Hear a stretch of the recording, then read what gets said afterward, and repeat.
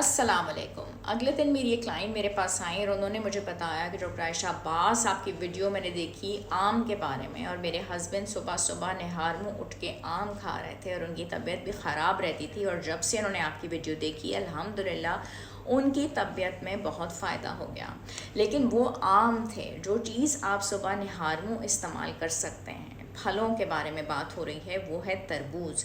अगर आप वाकई कोई फल इस्तेमाल करना चाहते हैं आज के मौसम के हिसाब से, अगर हम चीज़ों को लेके चलें तो वो तरबूज है।